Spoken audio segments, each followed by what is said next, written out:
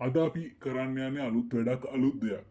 සමහර වෙලාවට මේ දේ ගොඩක් දිනෙකට ප්‍රයෝජනවත් වෙන්න පුළුවන් කියන දේ මම හිතුවා. මං ගැන අඳුරලා දුන්නොත් මම කවුද?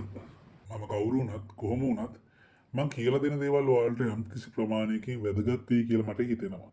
Full Frame LK YouTube channel එකකින් අලුත්ම ටියුටෝරියල් සීරීස් එකක් අරන් ඉන්න තමයි මං බලාපොරොත්තු වෙන්නේ. ගොඩක් අය එඩිට් කරන්න කැමතියි. ඒ වගේම අද කාලේ ගොඩක් වෙලාවට Facebook එකේ ස්ටෝරි එකක් ෂෙයා කරන්න, පෝස්ට් එකක් ෂෙයා කරන්න, YouTube එකට වීඩියෝ එකක් දාන්න, එහෙම නැත්නම් Instagram එකට වීඩියෝ එකක් දාන්න. මේ හැම දෙයකටම ගොඩක් අය එඩිටිං කියන එක පාවිච්චි කරනවා. ඉතින් මේ කරන එඩිටිං කියන පාර්ට් එක කොහොමද ප්‍රොෆෙෂනල් විදිහට කරගන්නේ කියලා මූලික දැනුමක් දෙන්න තමයි මගේ බලාපොරොත්තුව.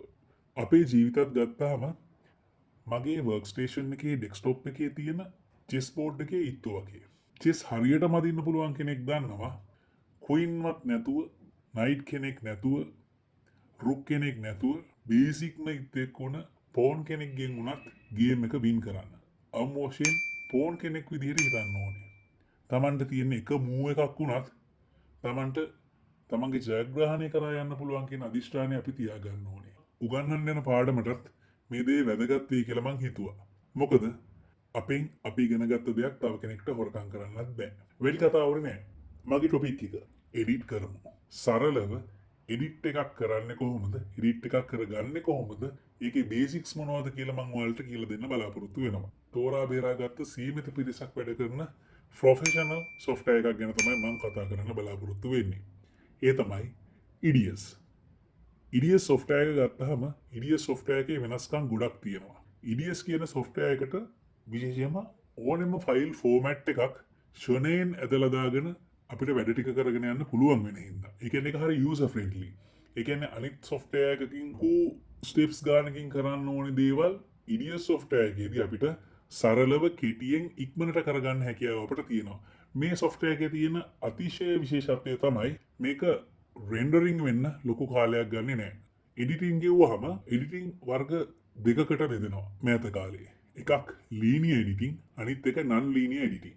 ලීනියර් එඩිටින් අපි සිංහලෙන් හඳුන්වන්නේ රේඛීය සංස්කරණය. එතකොට නන් ලීනියර් එඩිටින් අපි හඳුන්වන්නේ නිල් රේඛීය සංස්කරණය. එතකොට ඔයාලා ගොඩක් දෙනෙක්ට මම මේ පෙන්ලා තියෙන පික්චර් එක දැක්කහම යම් අදහසක් ගන්න පුළුවන් වෙයි මොකක්ද මේ ලීනියර් එඩිටින් කියන්නේ කියලා. ලීනියර් එඩිට් එකක් කරගන්න අපි ඒ කාලේ හැටියට ඔයාලට අපිට මතක ඇති අපි පොඩි කාලේ අපි බැලුවා ඩෙක් පීස්. ඉතින් මේ ඩෙක් පීස් එහෙම නැත්නම් VHS කැසට් හරි පසු කාලීනම ආපු DV කැසට්ස් හරි පස්සේ ආපු මිනි DV කැසට්ස් වලින් හරි රෙකෝඩ් කරගන්න දෙයක් තමයි අපි ලීනියර් එඩිට් එකකට දාලා එඩිට් කරගත්තේ. ඒකෙන් කරන්නේ රෙකෝඩින් මැෂින්ස් දෙකක් තියෙනවා. එකක් ප්‍රිවිව් එක, අනිත් මැෂින් එක රෙකෝඩ් මැෂින් එක.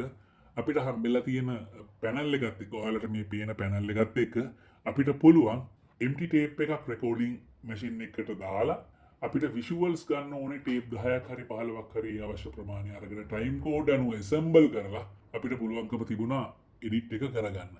හැබැයි මේක ගොඩක් වෙලා යන වැඩක්. මොකද මේ කාලේ හැටියට අපි කාට හරි ලීනියර් එඩිට් එකකින් එඩිට් කරන්න දුන්නොත් නන් ලීනියර් එඩිට් එකකින් එඩිට් කරන්න යන වෙලාවට වැඩිය 20 ගුණයක කාලයක්වත් යනවා කියන එක තමයි මගේ උපකල්පනය. නන් ලීනියර් එඩිටින් තමයි අපි දැන් මේ කරන්නේ. ඒ කියන්නේ අපිට අවශ්‍ය සියලුම රෂර්ස්, ඒ කියන්නේ ඔඩියෝද, වීඩියෝද, අද එලිමන්ට්ස්ද ඕන දෙයක් අපි එකම කම්පියුටර් එකකට ගෙනල්ලා එක කම්පියුටර් එකේ අපි මේ දේවල් එඩිට් කරනවා. අපි ඉතින් නන් ලීනියර් එඩිටින් තමයි මේ වෙද්දි කරන්නේ. ඉතින් අපි අපගේ අවධානය යොමු කරන්නේ නන් ලීනියර් එඩිටින් වලට.